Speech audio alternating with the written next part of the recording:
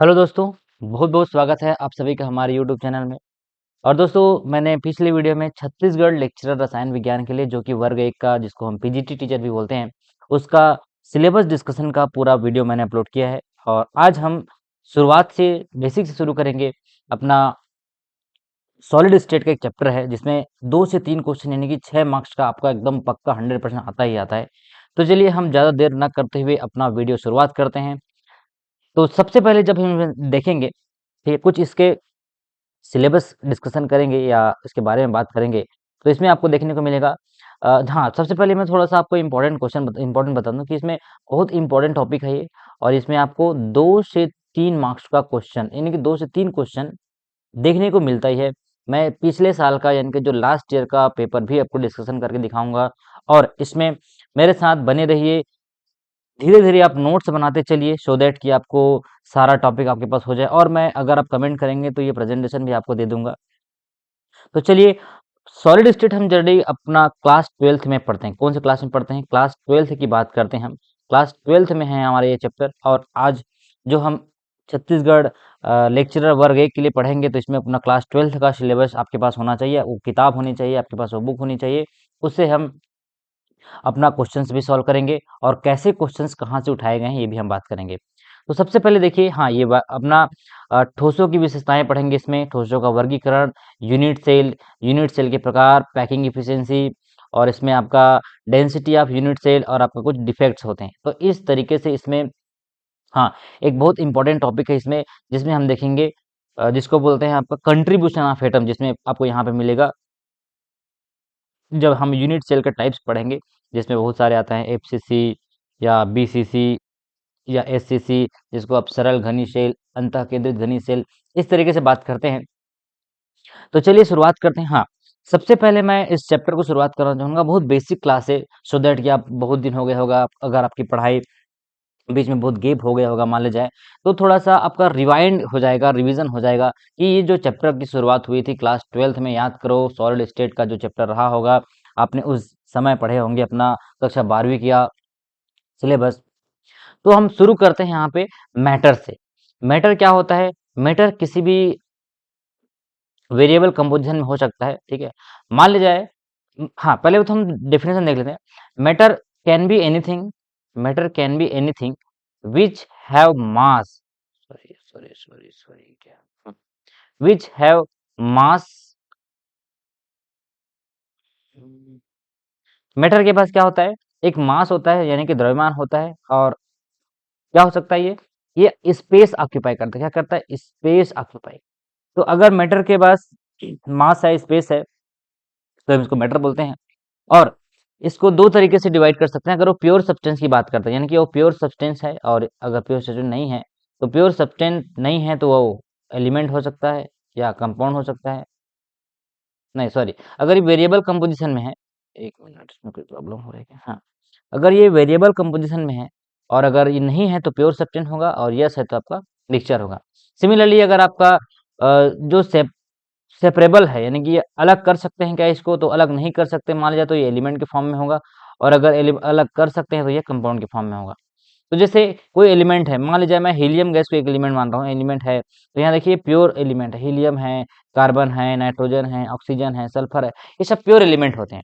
जो कि हमारे पीरियोडिक टेबल की अगर हम बात करते हैं, तो 118 जो एलिमेंट है वो आपका क्या है, पूरा प्योर एलिमेंट कहलाते हैं, प्योर एलिमेंट। उसी तरीके से आपका जो मिक्सचर होते हैं, मिक्सचर दो तरीके से, दो टाइप्स के होते हैं। एक होता है होमोजेनस मिक्सचर, और दूसरा होता है हेट्रोजेनस मिक्सचर। अभी होमोजेनस और हेट्रोजेनस क्या है, इसको हम हिंदी में बोलते हैं समांगी मिश्रण। आपको याद आ रहा होगा, आप पढ़े होंगे तो, समांगी मिश्रण। और ये कहलाता है आपका विसमांगी मिश्रण, विसमांगी मिश्रण। अब देखिए, मान लीजिए आपका सॉल्यूट और होता है सॉल्वेंट, जिसको बोलते हैं विलेय और विलायक। अगर दोनों एक ही फेज में आपको दिख रहा होगा, ये देखिए एक ही फेज में, जैसे मान लीजिए आपके पास शक्कर है, शुगर है, और आपके पास क्या है, वाटर है। शुगर और वाटर को जब आप डिजोल्व करेंगे, तो दोनों एक फेज में घुल जाएगा, जैसे यह कॉफी दिख रहा है आपको। और ये पूरा से आपको क्या दिखेगा, एक ही फेज में दिखेगा। ऐसा सॉल्यूशन, ऐसा विलयन क्या कहलाता है, होमोजेनस कहलाता है।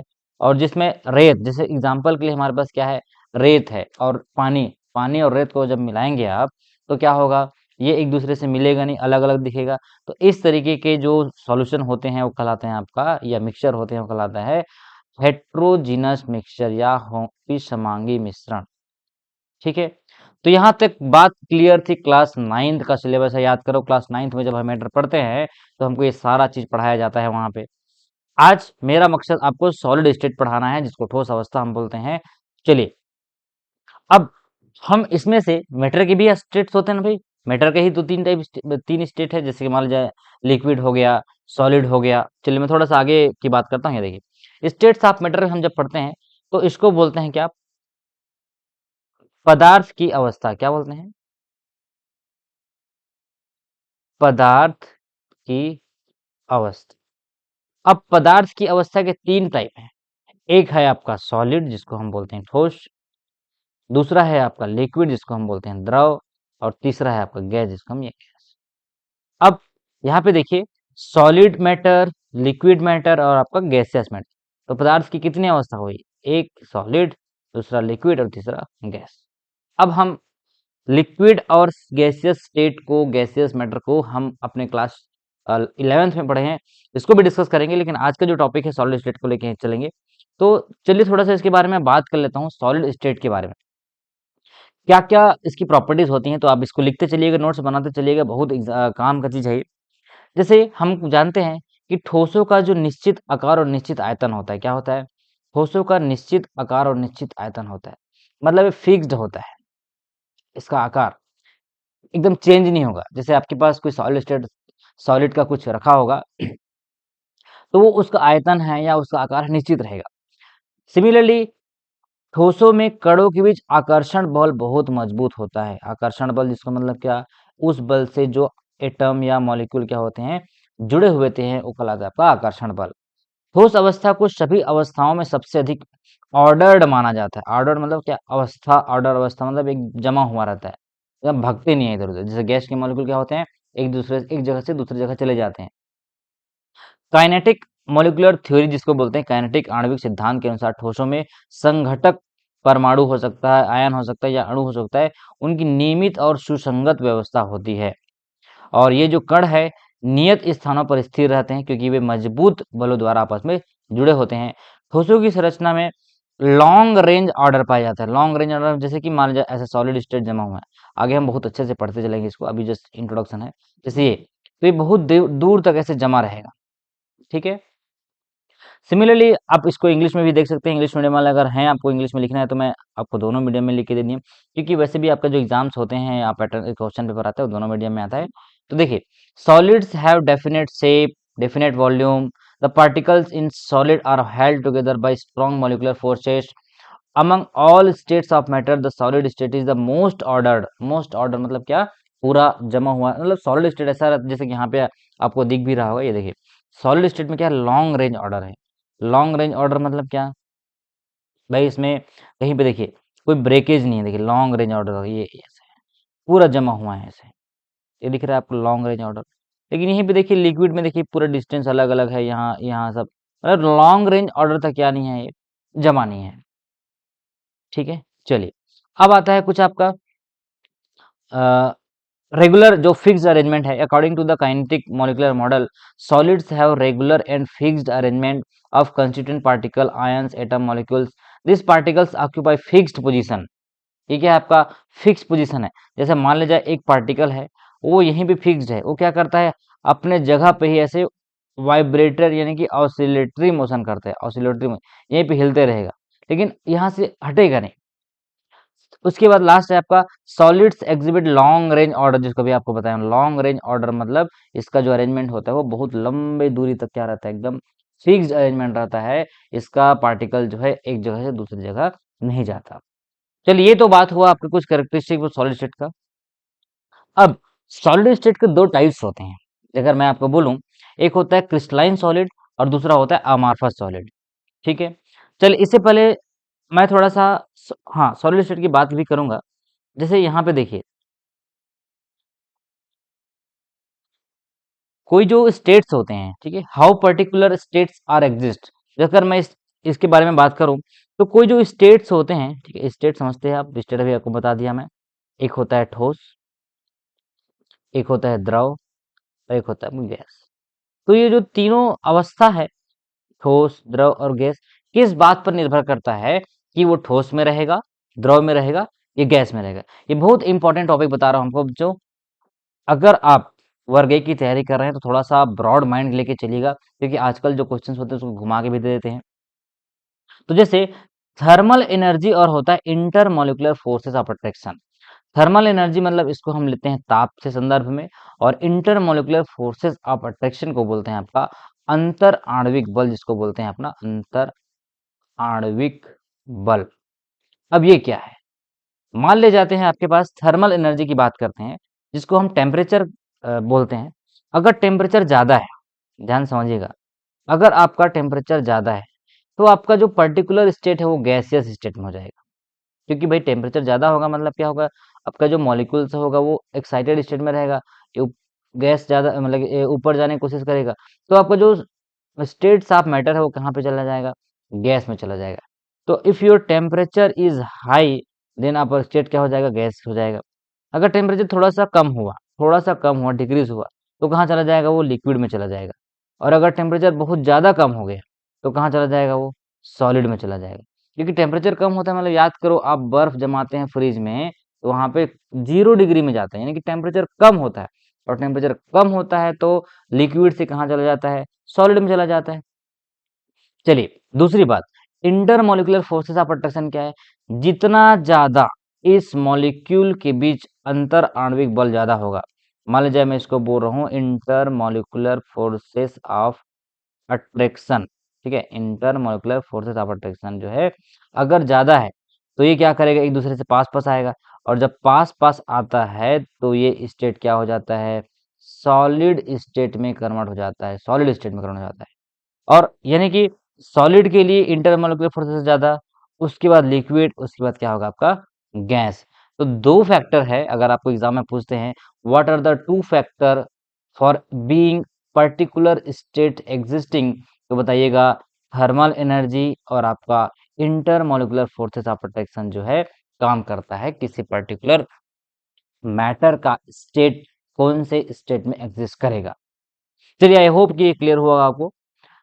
तो थोड़ा सा मैं आपका सॉलिड स्टेट के बारे में जो बात कर रहा था, जैसे यहाँ से आपको मैं बता दिया स्टेट्स ऑफ मैटर बता दिया, और what is exactly solid state ये भी आपको बता दिया, सॉलिड स्टेट क्या है, ठीक है। वाई वी स्टडीज दस, हाँ ये भी हम डिस्कस करेंगे, वाई हम क्यों पढ़ते हैं ये भी मैं थोड़ा सा बताऊंगा। फिर मैं आपको फीचर्स ऑफ सॉलिड स्टेट बताया। हाँ यहाँ पे देखिए टाइप्स ऑफ सॉलिड स्टेट हमको जानना है। जैसे अभी आपको मैं बताया कि हमारा फोकस आज सॉलिड स्टेट को पढ़ना है, ना कि आपका लिक्विड और गैस। लिक्विड और गैस का भी टॉपिक आपके 11th क्लास के चैप्टर में जो भी मैं डिस्कस करूंगा, आपके सिलेबस में है वो। तो आज हम इसमें क्रिस्टलाइन सॉलिड और अमार्फस सॉलिड की बात करेंगे। सॉलिड के दो टाइप होते हैं, पहला आपका क्रिस्टलाइन सॉलिड और दूसरा आपका क्या है, अमार्फस सॉलिड। अब ये क्या है भाई, अभी हमने सॉलिड स्टेट पढ़ा और सॉलिड के अलग से टाइप आ गए। सॉलिड के और बहुत सारे टाइप्स हैं, जिसमें मोलिकुलर सॉलिड आपको देखने को मिलेगा, आयनिक सॉलिड आपको देखने को मिलेगा, कोवेलेंट सॉलिड है, नेटवर्क सॉलिड आता है। तो चलिए आज हम जो पहला जो बेसिक बात है जिसको हम क्रिस्टलाइन सॉलिड और अमार्फस सॉलिड बोलते हैं, इसके बारे में बात करेंगे। हाँ ये बहुत इंपॉर्टेंट है, इससे एक क्वेश्चन बनता ही बनता है। जैसे क्रिस्टलाइन सॉलिड की जब हम बात करते हैं तो हम देखते हैं कि इसका आकार निश्चित होता है, आकार निश्चित यानी कि ये इसका जो शेप है जैसे फिग शेप है, ये चेंज नहीं होता। लेकिन आपका अमार्फस सॉलिड की बात करेंगे तो इसका आकार अनियमित होता है, कोई भी शेप में हो सकता है, कोई रेगुलर शेप नहीं है। चलिए दूसरी बात, इसकी जो संघटक कण है यानी कि जो आपका कंस्टिट्यूएंट पार्टिकल है, जैसे आयन हो सकता है, मॉलिक्यूल हो सकता है, एटम हो सकता है, ये लॉन्ग रेंज ऑर्डर तक जमा रहता है। लेकिन ये शॉर्ट रेंज ऑर्डर होता है, लघु दूरी क्रम जिसको बोलते हैं क्या, शॉर्ट रेंज ऑर्डर। आप लोग मेरे को कमेंट करके बताइएगा कि इंग्लिश मीडियम प्रिफर करेंगे तो पूरा इंग्लिश पढ़ाऊंगा मैं, हिंदी मीडियम बोलेंगे नहीं सर बाइलिंगुअल चलेगा बोलेगा तो बाइलिंगुअल पढ़ाऊंगा। क्योंकि क्या होता है कुछ चीज जो है इंग्लिश में ज्यादा समझ आता है रदर देन आपका हिंदी। तीसरा पॉइंट है आपका इसका गलनांक निश्चित होता है, गलनांक मतलब समझते हैं आप, जो मेल्टिंग पॉइंट होता है, शार्प मेल्टिंग पॉइंट होता है। अगर मान ले जाए इसका किसी पर्टिकुलर सॉलिड का 50 डिग्री या 100 डिग्री उसका मेल्टिंग पॉइंट है, अगर वो क्रिस्टलाइन है तो वो 100 डिग्री में ही पिघलेगा या मेल्ट होगा, ना तो इससे नीचे ना तो इससे ऊपर। लेकिन ये क्या होता है, एक रेंज होता है, जैसे मान लीजिए 50 से 60 के बीच में पिघल गया, या 100 से 200 के बीच, या 100 से 150, ऐसा कुछ इसका एक सीमा रहता है, लिमिट रेंज रहता है। लेकिन सॉलिड का जो क्रिस्टलाइन फेस है, उसके लिए कोई भी क्या है, रेंज ऑर्डर जो है, लिमिटेशन नहीं है, एकदम फिक्स रेंज है। उसके बाद एक चौथा पॉइंट होता है, ये एनाइसोट्रॉपिक होता है। एनाइसोट्रॉपिक मतलब क्या, अलग अलग, अलग अलग जो डिफरेंट डायरेक्शन होता है, ठीक है, उसमें इसका जो भौतिक गुण होता है, वो जो दिशा पर निर्भर करता है। और ये है क्या है, सभी दिशाओं में समान गुण प्रदर्शित करते हैं। आपका जो अमार्फस सॉलिड है, आप किसी भी डायरेक्शन ले लीजिए, डायरेक्शन अगर चेंज करते हैं, तो हर डायरेक्शन में उसकी सेम प्रॉपर्टी है। लेकिन यहाँ पे देखिए, इसका दिशा चेंज होता है, यानी कि डायरेक्शन चेंज होता है, प्रॉपर्टी बदल जाता है। तो ध्यान दीजिए, क्रिस्टलाइन सॉलिड जो है अमार्फस, सॉरी, जो मार्फस होता है, हाँ, इसको एक नाम है, मार्फस सॉलिड भी बोलते हैं, ध्यान देना। क्या बोलते हैं इसको, मार्फस सॉलिड बोलते हैं, और इसी को क्रिस्टलाइन सॉलिड भी बोलते हैं। तो जो मार्फस सॉलिड होता है वो क्या होता है, एनाइसोट्रॉपिक होता है। एनाइसोट्रॉपिक, एनाइसोट्रॉपिक कैसे याद रखेंगे, चलो कुछ ट्रिक बनाते हैं इसके लिए। एन आइसो, एन आइसो, भाई हमारे पास एक क्या है, आदर्श क्रिस्टल की बात करें, क्रिस्टलाइन नेचर की बात करें, तो क्रिस्टलाइन नेचर क्या करेगा, हर डायरेक्शन में अलग अलग प्रॉपर्टी शो करेगा। एक ही डायरेक्शन में एक प्रॉपर्टी, दूसरी डायरेक्शन चेंज किया दूसरी प्रॉपर्टी। मतलब ये दिशा के ऊपर डिपेंड नहीं कर रहा है, it is not depending on the direction. ठीक है, चलिए, अब आता है इसका एंथैल्पी ऑफ फ्यूजन क्या होता है। एंथैल्पी ऑफ फ्यूजन मतलब पिघलने वाला, जो आपको बताया, वो एक डेफिनाइट होता है। ठीक है, इसका एंथैल्पी ऑफ फ्यूजन जो आपका अमॉर्फस सॉलिड है, अमॉर्फस सॉलिड है, वो क्या करता है, अनिश्चित है, यानी कि निश्चित नहीं है। सिमिलरली ये, हाँ, ये बहुत इंपॉर्टेंट है, ये स्यूडो सॉलिड नहीं होते हैं। कौन सा वाला, आपका जो क्रिस्टलाइन सॉलिड होता है, वो सच्चे सॉलिड, ट्रू सॉलिड होते हैं। इसको बोलते हैं ट्रू सॉलिड। और ये क्या है आपका, स्यूडो सॉलिड है। स्यूडो सॉलिड, जैसे कि फॉर एग्जांपल के लिए मैं आपको बताऊं, एक आपके पास रबड़ होगा, रबड़ जो आप शार्पनर के साथ यूज करते हैं ना, रबड़ कैसा है, आपको लगेगा क्या कि वो सॉलिड है, लेकिन वो ऐसे ऐसे फ्लेक्सिबल होता है। तो जो फ्लेक्सिबल होता है वो क्या कहलाता है, स्यूडो सॉलिड कहलाता है, स्यूडो सॉलिड। और इसमें जो फेज होता है, यानी कि देखिए, इन्हें निश्चित तल पर काटा जा सकता है और जिससे चिकनी सतह मिलती है। फॉर एग्जाम्पल के लिए एकदम इमेजिन करो, आपके पास एक पनीर का टुकड़ा है, आप उस पनीर को काट रहे हैं, जब काटेंगे तो देखना एकदम शार्प एज करता है। तो उस टाइप के, अब पनीर जो है सॉलिड नहीं है, मतलब क्रिस्टलाइन सॉलिड नहीं है, लेकिन मैं एग्जांपल के लिए बता रहा हूँ, जब उसको काटेंगे तो एकदम शार्प एज मिलता है। तो उस टाइप के जो सॉलिड होता है वो क्या कहलाता है, आपका क्रिस्टलाइन सॉलिड कहलाता है। लेकिन आपका जो अमॉर्फस सॉलिड होगा, उसमें कोई भी एकदम रेगुलर शेप नहीं मिलेगा, मतलब एकदम क्या है वो, डिफरेंट डिफरेंट शेप मिलेगा, या अनियमित सतह जिसको बोलते हैं। इसका, हाँ, बहुत बेस्ट एग्जांपल है जो आपका है, कांच है, प्लास्टिक है, रबड़ है। फॉर एग्जांपल के लिए आपका जो क्रिस्टलाइन सॉलिड है, उसका एग्जांपल है कॉपर, सोडियम क्लोराइड, सिल्वर, यहाँ पे आपको पोटेशियम, पोटेशियम नाइट्रेट, या आपका जो गोल्ड है। इस तरीके से जो आपका जो सॉलिड है, तो क्या कहलाता है, आपका क्रिस्टलाइन सॉलिड के एग्जांपल से। और आपका अमॉर्फस सॉलिड का एग्जांपल क्या है, आपका कांच, प्लास्टिक, रबड़। चलिए, ये तो हुआ आपका important points of distinction between crystalline solid और अमॉर्फस सॉलिड।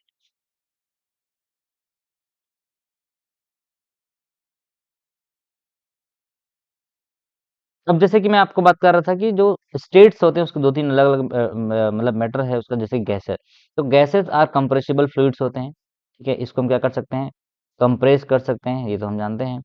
उसी तरीके से आपका जो मोलिकुलर काइनेटिक मोलिकुलर थ्योरी होता है गैस का, वो आपका ये बताता है कि जो गैस होते हैं वो क्या करते हैं, रैंडम मोशन में होता है। ठीक है, ऐसे ऐसे ऐसे मोशन करते रहते हैं, और जो गैस होता है इजिली कंप्रेस्ड होते हैं। हाँ, gas is fluid because individual molecule can move easily interactive. एक मॉलिक्यूल के ऊपर दूसरा मॉलिक्यूल क्या हो सकता है, फ्लूइड है, फ्लो हो सकता है। उसी तरीके से आपको जो लिक्विड होता है वो क्या है, रिलेटिवली इनकम्प्रेसिबल होता है। जैसे लिक्विड के जो मॉलिक्यूल होते हैं वो क्या है आपका, इनकम्प्रेसिबल, इसको हम प्रेस नहीं कर सकते, दबा नहीं सकते। और इसमें इसकी बात करते हैं तो काइनेटिक मॉलिक्यूलर जो थ्योरी है, यानी कि जिसको हम बोलते हैं आणविक सिद्धांत, ठीक है, गतिज आणविक सिद्धांत। The molecules of a liquid are in constant random motion as in gas. जैसे लिक्विड के पार्टिकल्स हैं तो क्या होता है, थोड़ा सा भी रैंडम मोशन में इधर उधर, but are more tightly packed. Gas की तुलना में क्या होता है, ये थोड़ा सा, ये भी आपको मतलब गैस का जो मॉलिक्यूल होता है वो टाइटली पैक नहीं होता, और जो लिक्विड का मॉलिक्यूल है थोड़ा सा टाइटली पैक्ड। सो थोड़ा सा भी इसमें फ्री स्पेस मिल देखने को मिलेगा, ये देखिए, ठीक है, जो मैं पहले ही इसको बता चुका हूँ। तो सॉलिड, लिक्विड और गैस, तो सबसे पहले आपका जो मजबूती रहेगा वो क्या है, आपका सॉलिड का है, फिर लिक्विड का है, फिर आपका क्या है, गैस का है। ये भी बता दिया हूँ। हाँ, अब देखिए, इसमें देखते हैं मैटर के अलग अलग जो टाइप्स होते हैं, जैसे कि सॉलिड है, लिक्विड है, गैस है, एक प्लाज्मा, एक बोसॉन। ये भी आपको जानना है। ये चौथा स्टेट जो होता है प्लाज्मा होता है, और फिफ्थ स्टेट जो है आपका बोसॉन स्टेट जो होता है। हाँ, ये भी आपको बता दिया इंग्लिश मीडियम वालों के लिए, क्रिस्टलाइन, सॉलिड और आपका अमार्फस में डिफरेंस बता दिया, ठीक है। जैसे रेगुलर अरेंजमेंट होता है, अनाइसोट्रॉपिक होता है, शार्प क्लियर क्लीवेज देता है, और शार्प मेल्टिंग पॉइंट होता है। यहाँ पे इसको थोड़ा सा मैं चेंज कर देता हूँ, ये। फिर आपका ट्रू सॉलिड है, एग्जांपल्स है आपका quartz, silica oxide, NaCl, zinc sulphide. और ये भी एग्जांपल, इसको नोट करके चलिए, ये बहुत इंपॉर्टेंट है, नोट करते चलिए। फिर आपका इरेगुलर अरेंजमेंट, आइसोट्रॉपी है, हाँ, ये क्या है आपका, एनाइसोट्रॉपी है, आपका आइसोट्रॉपी है। जिगजैग क्लीवेज देता है, जैसे ऐसे ही इस टाइप का क्लीवेज देगा, शार्प क्लीवेज नहीं देगा ये। कौन ये? फिर आपका मेल्टिंग पॉइंट, हाँ, मेल्टिंग पॉइंट भी शार्प नहीं होता, स्यूडो सॉलिड कहलाता है, मतलब सॉलिड टाइप दिखेगा जरूर, लेकिन वो सॉलिड के नेचर पे नहीं रहेगा। एग्जाम्पल है आपका प्लास्टिक, रबर, इस तरीके के जो क्या है आपका जो सॉलिड है वो किसमें आता है आपका, ये स्यूडो सॉलिड में आता है, यानी कि अमार्फस सॉलिड। अमार्फस सॉलिड है आपका स्यूडो सॉलिड। तो चलिए थोड़ा सा इसका हम, हम्म, ये है आपका क्या, मार्फस सॉलिड, और ये है आपका क्या, अमार्फस सॉलिड, अमार्फस सॉलिड। तो इसमें हमने जाना क्या, ये होता है आपका डेफिनेट शेप होता है, ठीक है, डेफिनेट शेप के बारे में करते हैं। फिर ये है आपका एनाइसोट्रॉपी होता है, एनाइसोट्रॉपी होता है। फिर क्या है ये आपका शार्प क्लीवेज देता है, ठीक है, शार्प क्लीवेज देता है। फिर ये आपका शार्प शार्प मेल्टिंग पॉइंट। उसी तरीके से ये उसका एंथैल्पी ऑफ फ्यूजन जो होता है, ठीक है, एंथैल्पी ऑफ फ्यूजन क्या होता है, डेफिनेट होता है। इसमें इसमें आपका सब चीज़ क्या हो जाएगा, तीन हो जाएगा। जैसे कि इनडिफिनेट शेप है, कोई भी इसका शेप निश्चित नहीं है। आइसोट्रॉपिक है, शार्प क्लीवेज नहीं देता है, या आपका शार्प मेल्टिंग पॉइंट नहीं है। एंथैल्पी ऑफ फ्यूजन इसका क्या डिफाइन नहीं। तो ये हुआ आपका क्या, difference between crystalline solid and का अमॉर्फस सॉलिड। अब एक लास्ट पॉइंट जो मैं आपको बताऊंगा, व्हाई वी स्टडी सॉलिड, हम सॉलिड स्टेट पढ़ते क्यों हैं, इसका भी थोड़ा सा बेसिक नॉलेज आपको होना चाहिए।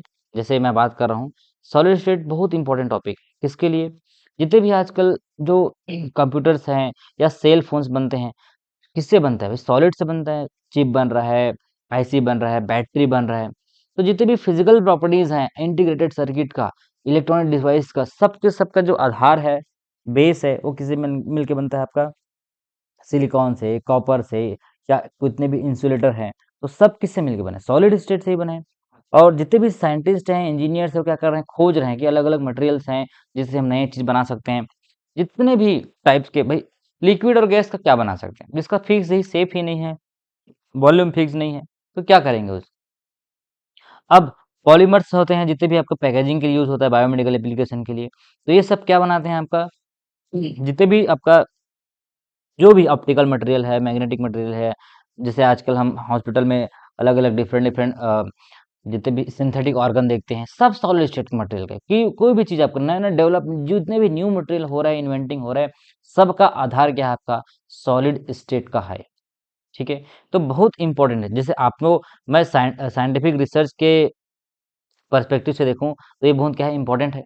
उसी तरीके से आपका ये चैप्टर, आपका जो मैं बोल रहा हूँ ना, वर्ग केमिस्ट्री के लिए बहुत इंपॉर्टेंट है। तो ये इससे आपको बता चुका हूँ कि आपका 2 से 3 क्वेश्चन आएगा। तो यहाँ तक कि हमने क्या क्या पढ़ लिया, क्या होता है सॉलिड स्टेट पढ़ लिया, और उसके बाद हमने पढ़ा इसके कुछ करेक्टरिस्टिक पढ़ा। फिर सॉलिड स्टेट के 2 टाइप होता है बताया, अमार्फस सॉलिड और मार्फस सॉलिड। एक बार इसको रिवाइंड करके देखिए वीडियो को। ठीक है, अब हम अगला जो नेक्स्ट नेक्स्ट पार्ट रहेगा उसमें पढ़ेंगे यूनिट सेल, पढ़ेंगे क्या पढ़ेंगे, यूनिट सेल, और यूनिट सेल के जो टाइप्स होते हैं वो पढ़ेंगे। ठीक है, चलिए, और तब तक कि आप बने रहिए वीडियो में। धीरे धीरे आपको मैं क्वेश्चन डिस्कशन भी करते चलूंगा। हर दिन मैं आपके लिए 20 डेज का सीरीज शुरू करने वाला हूँ। ठीक है, 20 क्वेश्चन का, 20 क्वेश्चन हम हर दिन किसी पर्टिकुलर टॉपिक को उठाएंगे। ये 20 क्वेश्चन उठाएंगे, और उससे हम क्या करेंगे, सॉल्यूशन यानी कि सॉल्व करते चलेंगे, सो दैट कि आपके पास एक डेटा बैंक हो जाएगा क्वेश्चन का, और उस क्वेश्चन को आप लिखते चलिए। चलिए, बहुत बहुत धन्यवाद। और हाँ, वीडियो पसंद आया होगा तो आप इसको लाइक शेयर सब्सक्राइब कीजिए, सो दैट कि सब तरफ चले जाए वीडियो। जो भी भाई बंधु अपना वर्ग की तैयारी कर रहे हैं, उनके तक ये वीडियो जाना चाहिए।